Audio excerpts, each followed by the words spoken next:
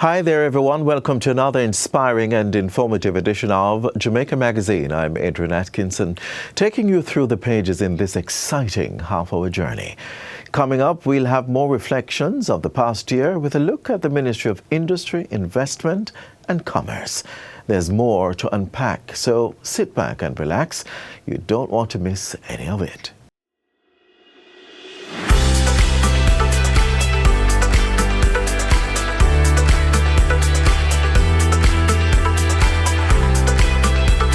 The past year was one of transformation for Jamaica's health sector. A year of solidarity to build resilient, modern health infrastructure with cutting-edge technology, ensuring Jamaicans have access to care when it's needed most. Join us on this station, January 20, 2026, for our 5 in 2025 review.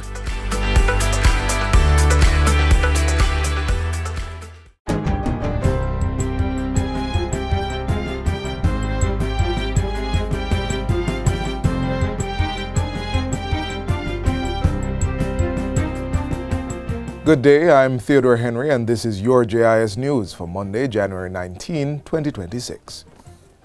Prime Minister Dr. Andrew Holness says the return of business kiosks and shops at Border in St. Elizabeth signals a restoration of market spaces, the revival of livelihoods and the renewal of economic activity. The official unveiling took place on Friday and was led by the Ministry of Industry, Investment and Commerce. The refurbished space now includes improved infrastructure with designated parking areas and restroom facilities. Today's reopening of the business kiosks and shops at Border in St. Elizabeth carries significance far beyond the physical restoration of a market space. It represents a defining statement of national intent that after a disaster such as Hurricane Melissa, Jamaica is intentional and serious about rebuilding communities, restoring livelihoods, and renewing the foundations of economic life with greater resilience and purpose. According to Dr. Holness, the activity forms part of a wider push to restore commercial activities for small businesses in parishes hardest hit by Hurricane Melissa. In total, 1,377 businesses across 5 parishes were formally assessed between November 10 and December 31st. St. Elizabeth alone accounted for 160 assessments. And every one of these businesses that were assessed represents people. It represents a household. It represents livelihood. And so against this backdrop, we have the Business Restoration Program. And what you are seeing here today is the conclusion of just one of the interventions in the Business Restoration Program. The Statistical Institute of Jamaica, Statin, has confirmed that the country's economy grew by 5.1% during the July to September quarter of 2025 compared with the same period in 2024. The update was provided by Statin's Director General, Leisha Delati-Budair, during a recent press briefing.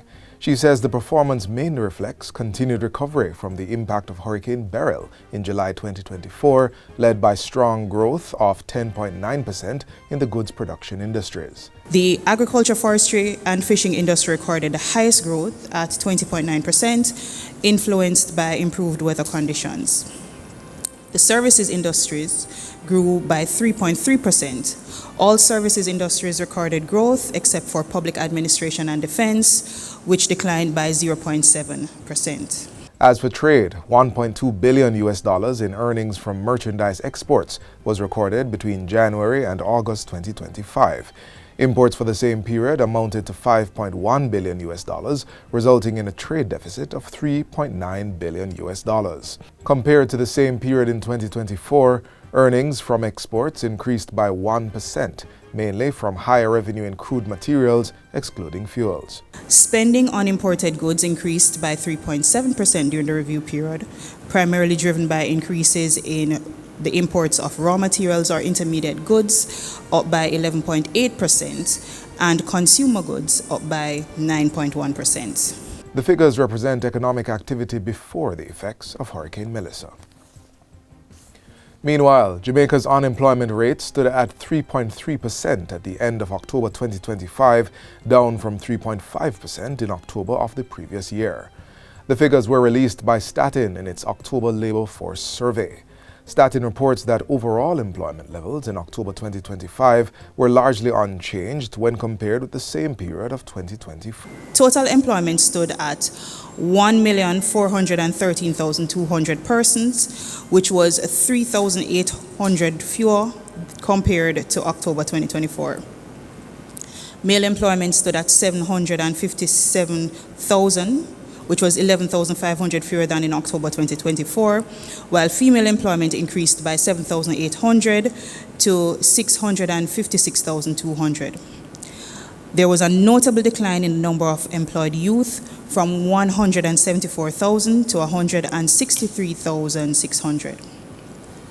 The number of persons unemployed as at October 2025 is estimated at 48,800 persons, a decline relative to the 51,300 persons estimated in October 2024.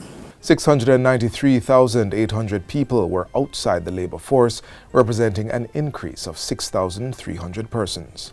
The size of the labor force in October 2025 was 1,462,000 persons, representing a decline of 6,300 individuals. This resulted in an overall labor force participation rate of 67.8% relative to 68.1% in October 2024. The Planning Institute of Jamaica, PIOJ, has launched the country's first National Multidimensional Poverty Index, MPI, a new tool aimed at strengthening how poverty is measured and addressed in Jamaica. The index, which took 6 years to develop, is designed to go beyond income, allowing policymakers to identify multiple forms of deprivation and better target interventions.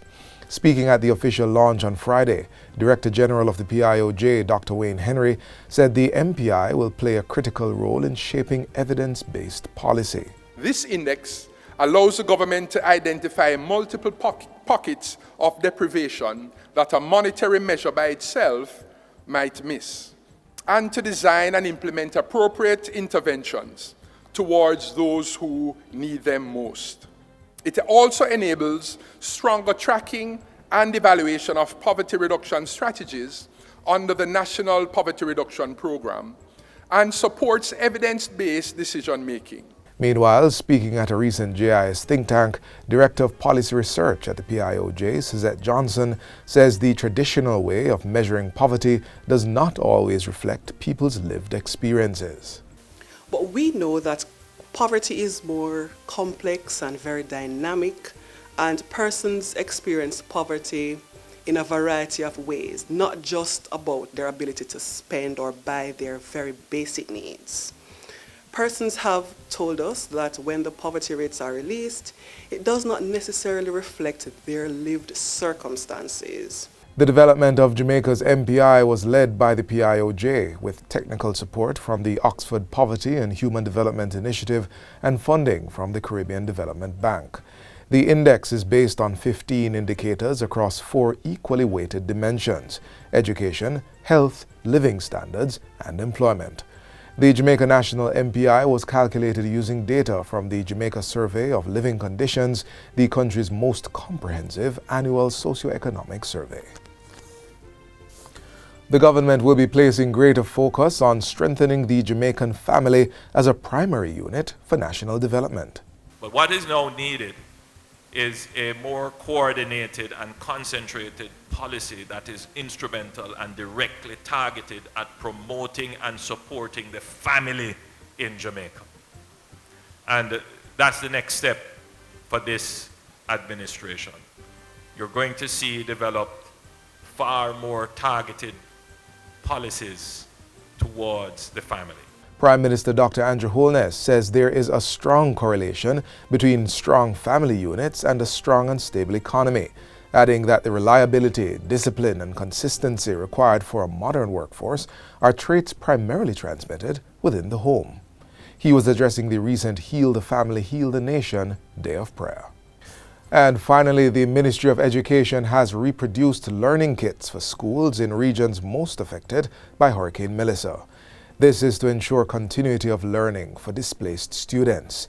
The initiative is being implemented in partnership with the United Nations Educational, Scientific and Cultural Organization, UNESCO, and the United Nations Children's Fund, UNICEF. Acting Chief Education Officer Terry-Ann Thomas-Gale gave details during last week's post-cabinet press briefing at Jamaica House. She said students from grades 1 to 9 would each receive a learning kit featuring workbooks aligned with the modified curriculum. This learning workbook, they are in different volumes. So this book should last 1 month. I want to emphasize how we use this book. So the students go in using the rotational model. When they go in, they are taught face-to-face. When they are in the remote space, work is given from this book, along with other resources that we have supplied to our institution. Mrs. Thomas-Gale added that schools using the materials would be monitored to assess student engagement, after which additional volumes would be distributed through the end of the academic year. The workbooks are available online for both public and private institutions. And that's it for JIS News Today. I'm Theodore Henry. Thanks for watching.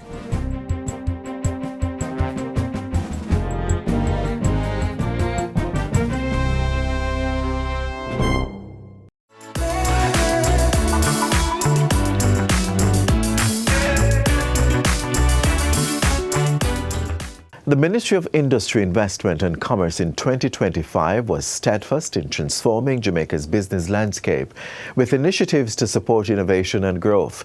We now turn the pages for our 5 in 2025 review of some key developments and programmed activities within this ministry. –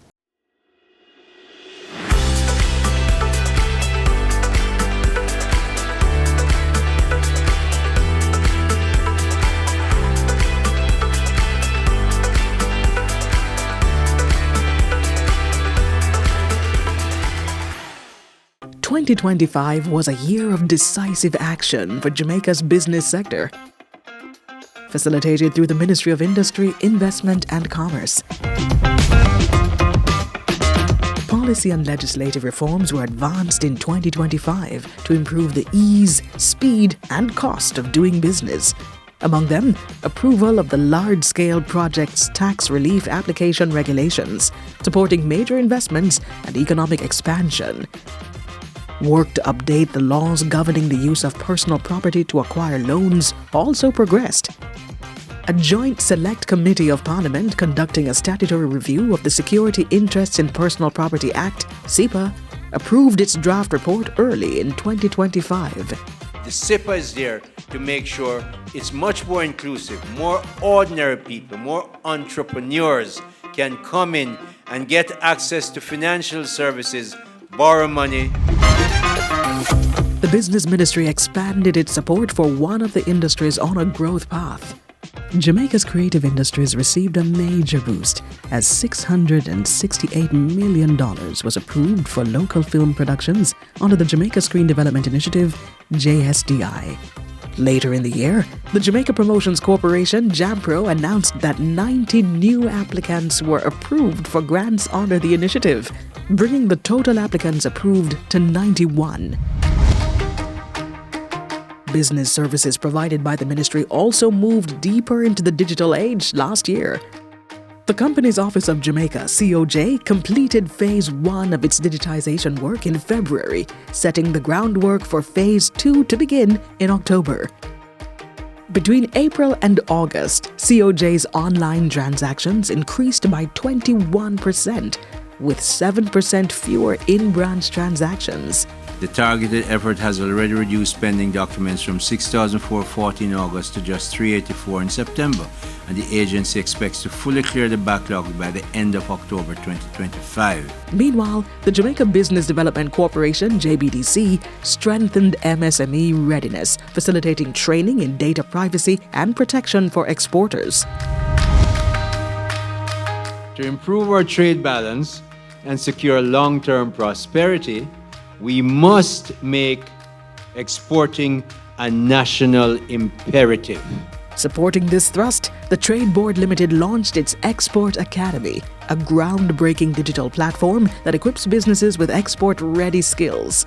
The platform is accessible free of cost to all registrants, making it an inclusive, invaluable resource for anyone looking to expand their horizon and succeed in international trade.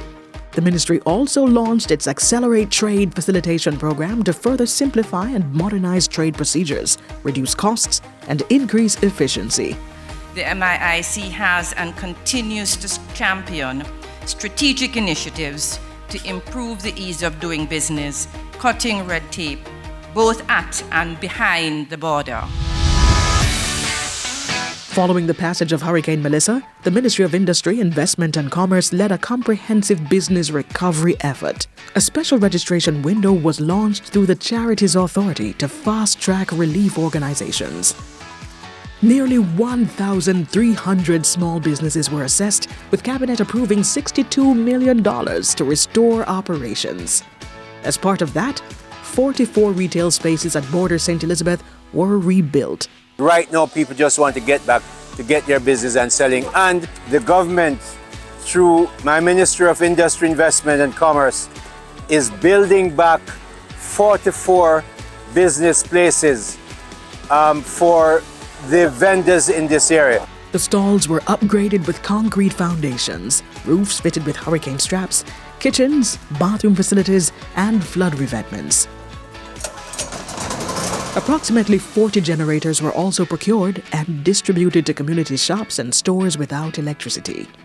Meanwhile, the company's Office of Jamaica introduced relief measures, extending late fee waivers, reducing incorporation fees for charities supporting recovery, and lowering the cost of letters of good standing. More than 600 businesses across Trelawney, Hanover, St. Elizabeth and St. James received direct relief assistance through the ministry's interventions. The Ministry of Industry, Investment and Commerce in 2025, facilitating trade, strengthening industries, and supporting recovery through partnerships.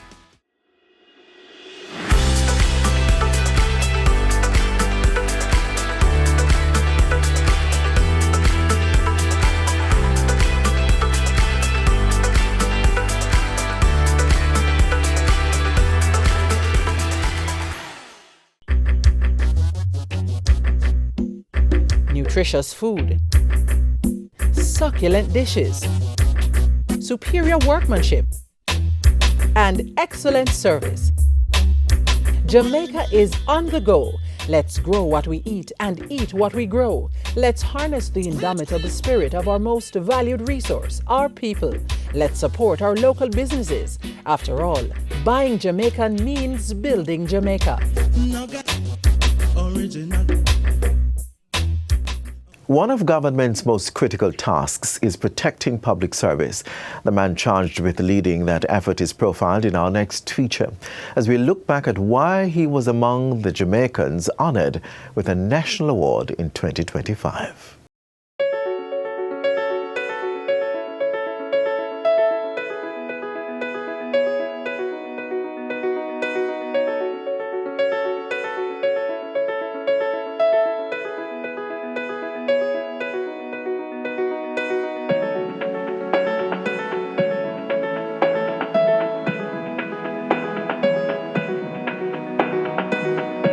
In every generation, there are those who rise to the call of duty to serve the public good, driven not by ego for recognition, but by a sense of purpose to uplift others. This call didn't go unheard by Christopher Charles Tufton, whose outstanding and important work in public health and governance earned him the national honor of the Order of Distinction in the rank of Commander, CD, in 2025. I felt that his leadership over the years in the Ministry of Health has been exceptional. He leads from the front, he is passionate about his job, and he commands a lot of respect in international circles. Whenever I go to conferences and occasions overseas, his name is mentioned with awe, and he's looked to for guidance, and he's well respected among his peers as ministers of health across the world. He is transformative. We have seen new health centers, new hospitals being built, and of course, changing the whole look of the health and wellness ministry coming up. And he continues to do very good work. Dr. Christopher Tufton's journey began in Manchester, rooted in community, faith, and discipline. So you could run from one house to the next. And the benefits of that is that you have a larger community of friends to play with, to shoot bird, to build a hut, to cook a pot in the bush. You can eat 2 or 3 dinners on a typical day if you want to move from one house to the next. But it was good. From climbing mango trees to being molded by Sunday school lessons of empathy, forgiveness, and love, the modality of the village raising a child has served him well. Went to school, primary, high school, Manchester High School. Was very involved in school life up to being head boy at the end of the school term.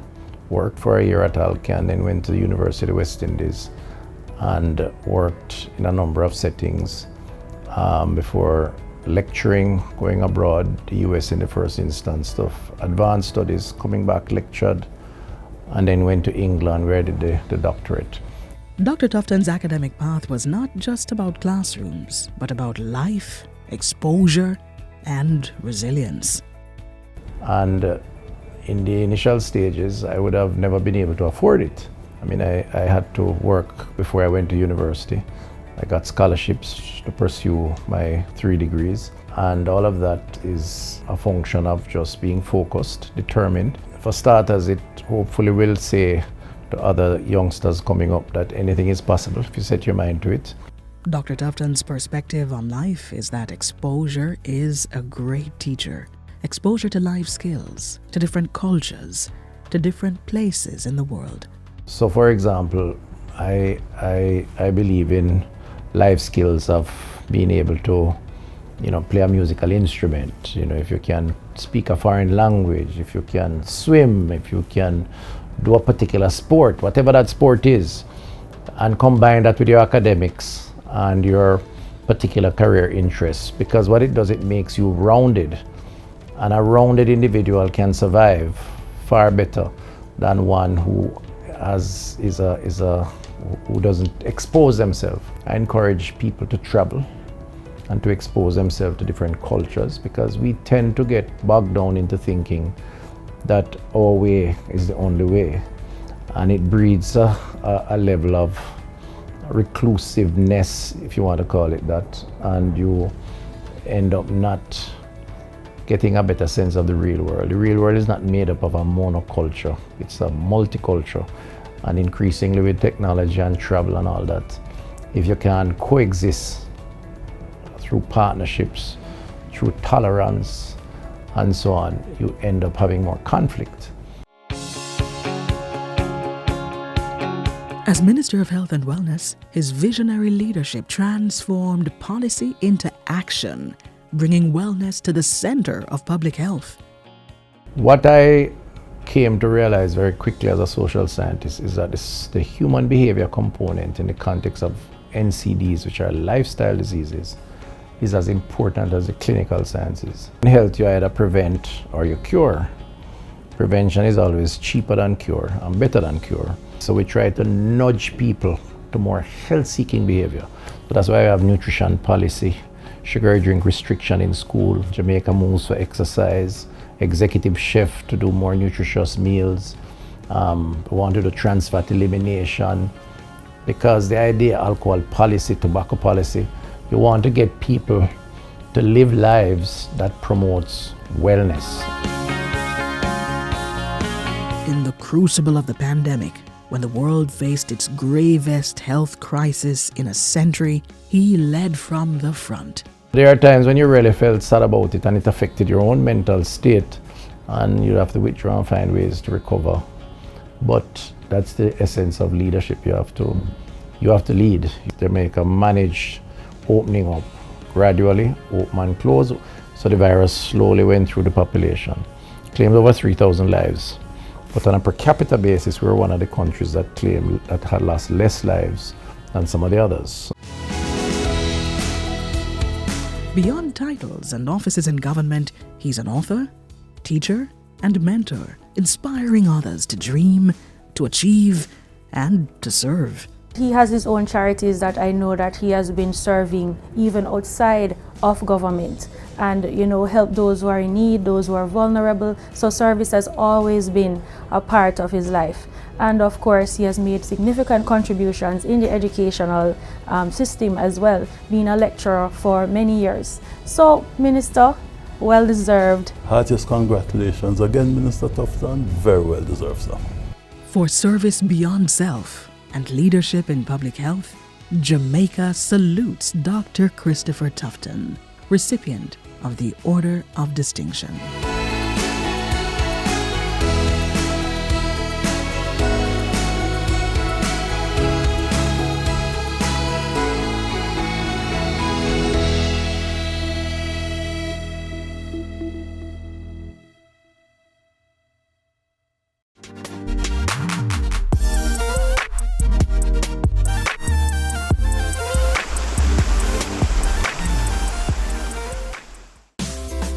Jamaica Post is committed to being your preferred logistics partner. Enjoy the convenience of 3 to 5 days for international shipments at competitive rates and next business day delivery for local packages. Take advantage of our fast, reliable and ever-evolving services: zip mail, click and ship, fast track, EMS, parcel service, registered mail, corporate mail service, and private letterbox. Access customer service support and track packages online. Visit our post offices island-wide and premium service centers at select locations. For more information, go to jamaicapost.gov.jm. Conditions apply. Have you seen any of these signs and are ready to buy land or property? Want to know who is the legal owner? Purchase a copy of the title using eLand Jamaica. With eLand Jamaica, you can do a title search and verify the owner of the property, ensuring they have the legal right to sell it. For more information, contact the National Land Agency at www.nla.gov.jm, via telephone at 876-750-5263 or 876-946-5263. Email asknla@nla.gov.jm or message us on WhatsApp at 876-418-5089. The National Land Agency. One agency, one goal to serve you better.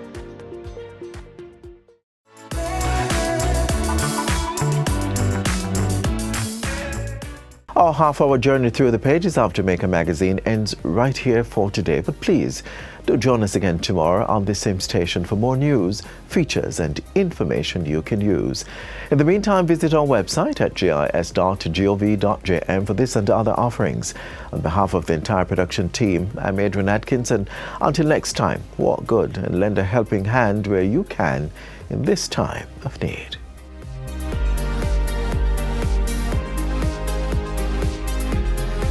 This has been a production of the Jamaica Information Service, the voice of Jamaica.